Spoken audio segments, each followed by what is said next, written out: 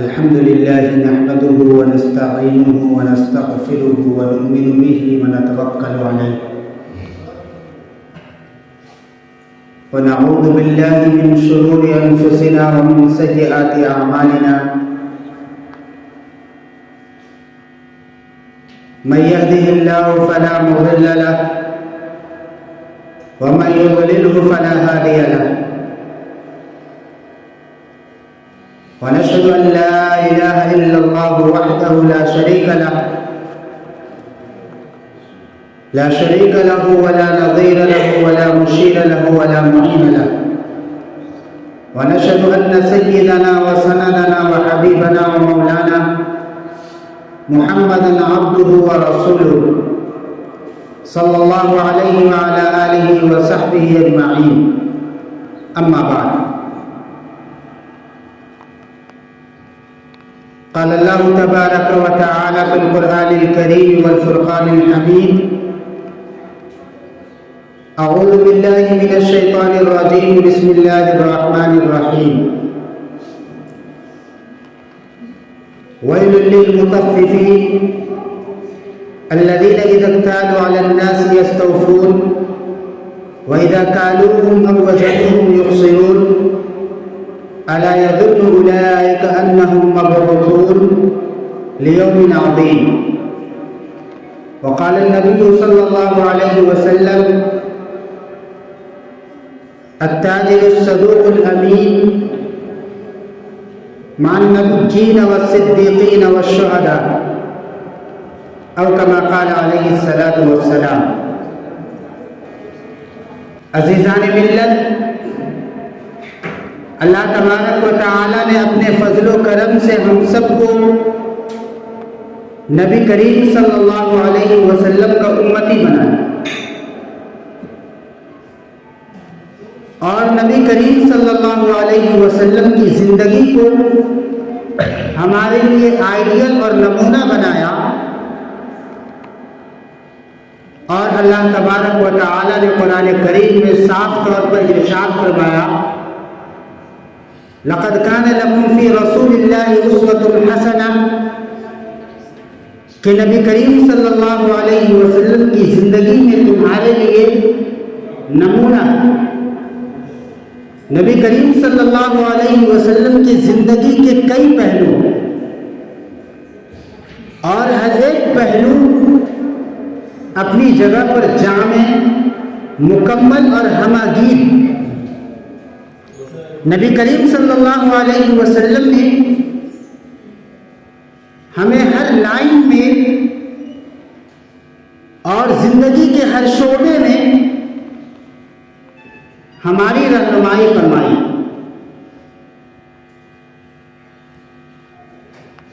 عزیزان ملت،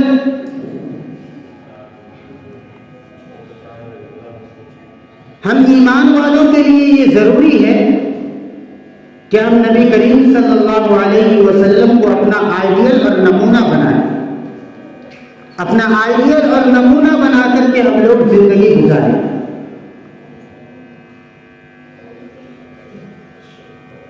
عام طور پر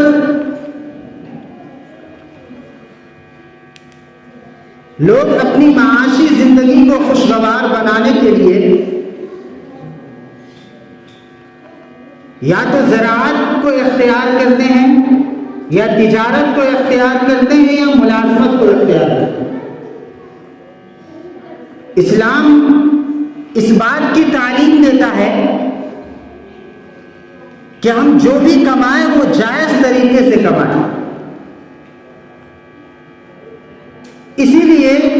اسلام کی تعلیمات میں آپ کو جائز اور ناجائز، حرام اور حلال، مکروہ اور غیر مکروہ کی بہت ساری تفصیلات ملیں گی۔ حدیث کی کتابوں کے اندر بھی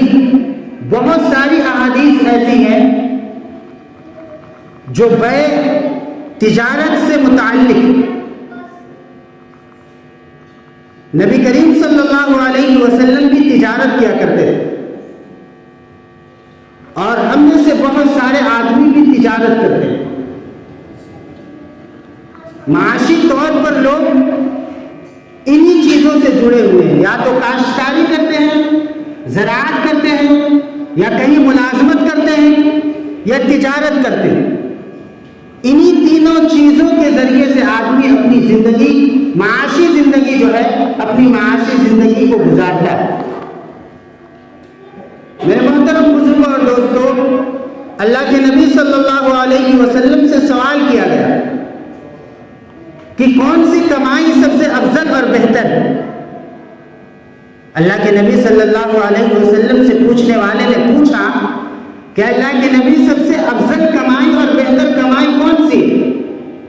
تو اللہ کے نبی صلی اللہ علیہ وسلم نے ارشاد فرمایا، عمل الرجل بیدہ، آدمی کا اپنے ہاتھ سے کام کرنا، وبیع مبرور، اور وہ خرید و فروخت، وہ تجارت جو شریعت کے مطابق کی جائے۔ اللہ کے نبی صلی اللہ علیہ وسلم سے جب یہ پوچھا گیا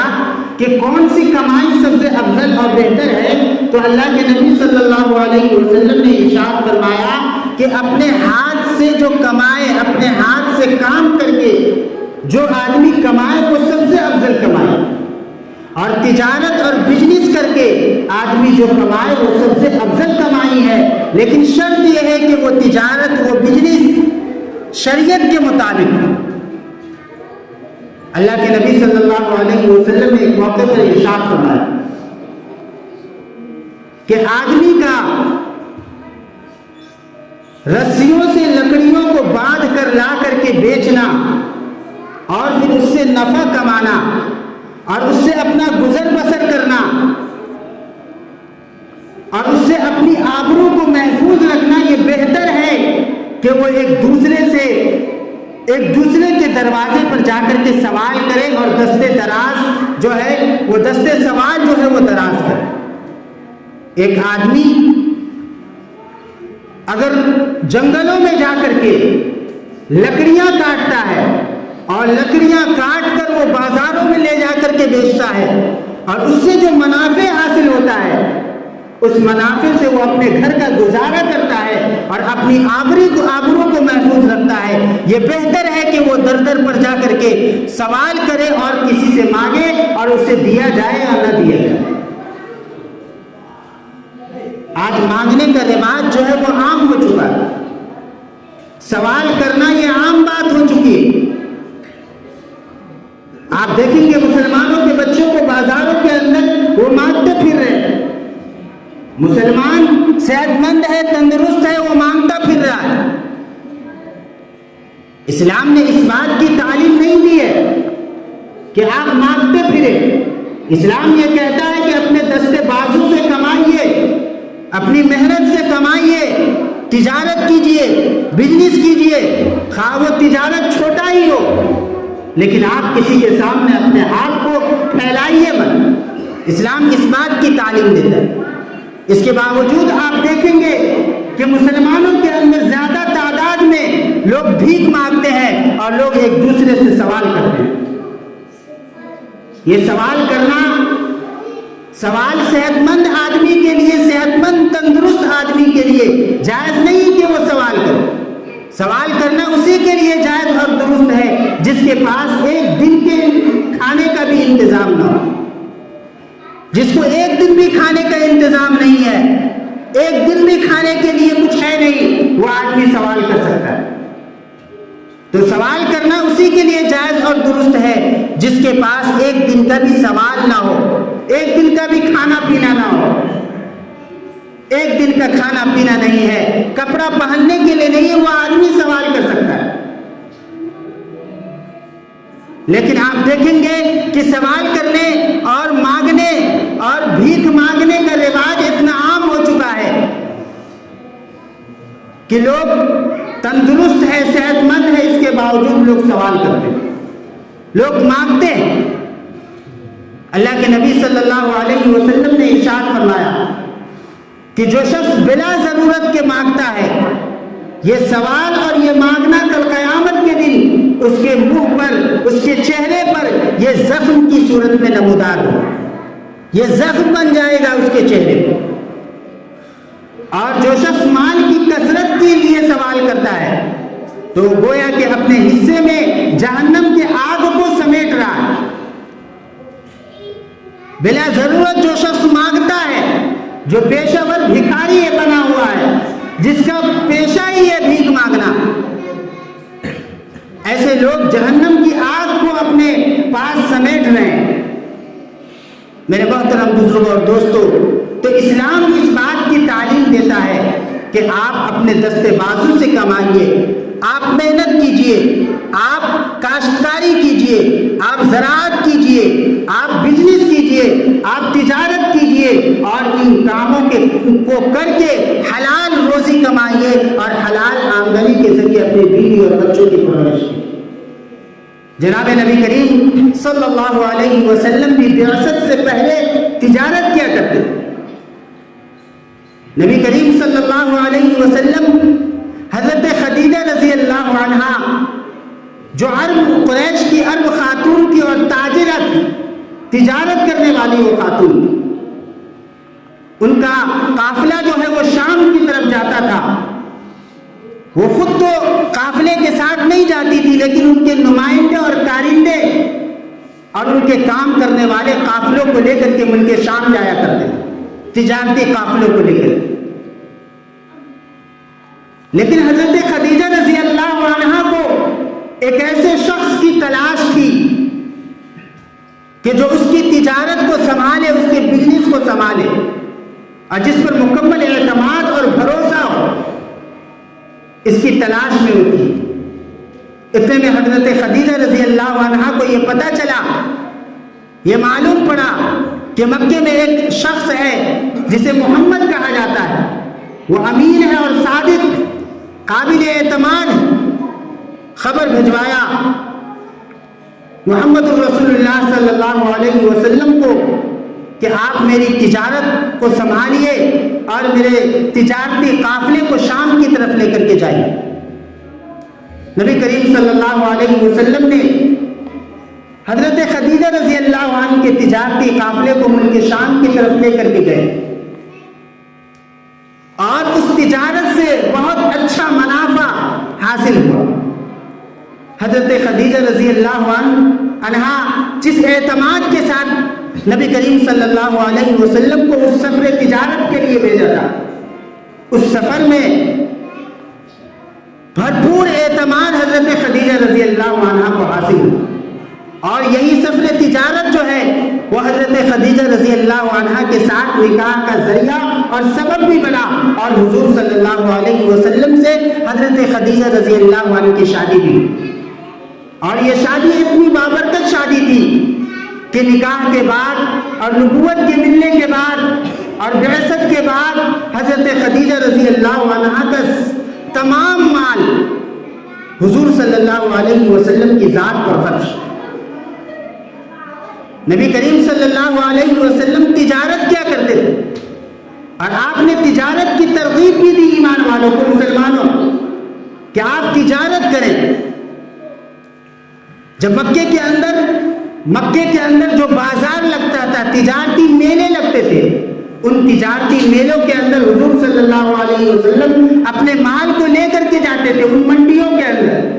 اور ان منڈیوں کے اندر اپنے مال کو بیچا کرتے تھے۔ ایک مرتبہ اللہ کے نبی صلی اللہ علیہ وسلم مکے کے اندر جو تجارتی میلے لگتے تھے، ان میلوں میں اللہ کے نبی صلی اللہ علیہ وسلم 20 اونٹ لے کر گئے، اور فوراً کسی کام کے لیے باہر جانا پڑ گیا، تو جو نوکر اور غلام تھا اس سے یہ کہا کہ ان 20 اونٹوں میں ایک اونٹ جو ہے وہ لنگڑا ہے،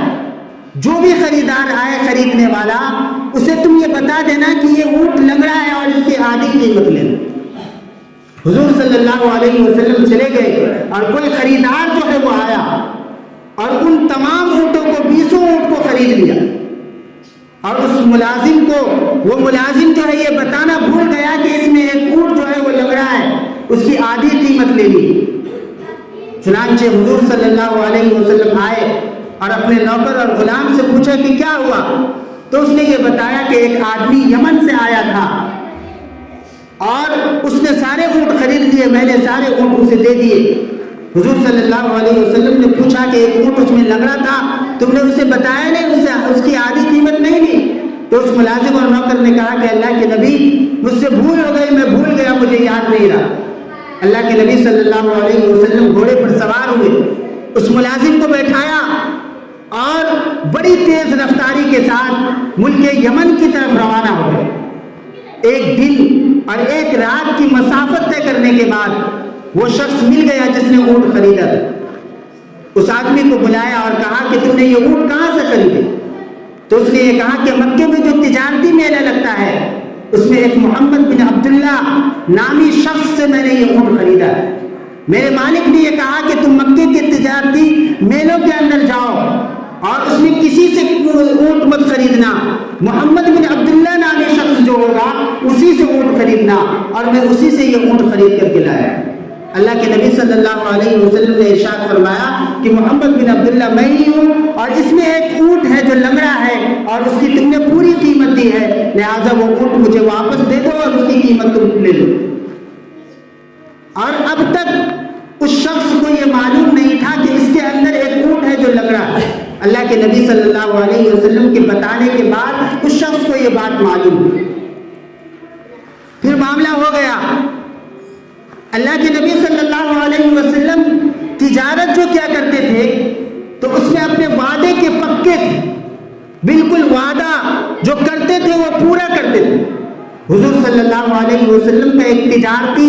ساتھی اور دوست وہ کہتا ہے کہ ایک مرتبہ اللہ کے نبی صلی اللہ علیہ وسلم کو مجھے کچھ دینا تھا، کچھ روپے باقی تھے، کچھ دینا تھا۔ حضور صلی اللہ علیہ وسلم سے ملاقات ہوئی اور میں نے یہ کہہ کر کے گھر چلا گیا کہ اللہ کے نبی بس تھوڑی دیر میں آ رہا ہوں، بس تھوڑی دیر میں آ رہا ہوں، اور میں گھر جا کر کے بھول گیا کہ میں کسی سے وعدہ کر کے آیا ہوں، اللہ کے نبی صلی اللہ علیہ وسلم سے وعدہ کیا۔ اور اللہ کے نبی صلی اللہ علیہ وسلم 3 دن تک اسی مقام پر کھڑے رہے۔ 3 دن کے بعد اس شخص کو یاد آیا کہ میں اللہ کے نبی صلی اللہ علیہ وسلم سے وعدہ کیا تھا۔ وہ فوراً گھر سے نکلا اور آپ کے گھر تشریف لایا اور آپ کے گھر لوگوں سے پوچھا تو لوگوں نے بتایا کہ 2 دن گزر گئے، آج تیسرا دن ہے، ابھی تک نہیں آئے، ہم لوگ خود پریشان ہیں کہ اللہ کے نبی صلی اللہ علیہ وسلم کہاں چلے گئے۔ تو اس تجارتی ساتھی نے ہر جگہ حضور صلی اللہ علیہ وسلم کو تلاش کی، لیکن کہیں آپ ملے نہیں۔ اسی مقام پر پھر جہاں وعدہ ہوا تھا اسی مقام پر جا کر کے دیکھا تو حضور صلی اللہ علیہ وسلم وہیں کھڑے ہوئے اور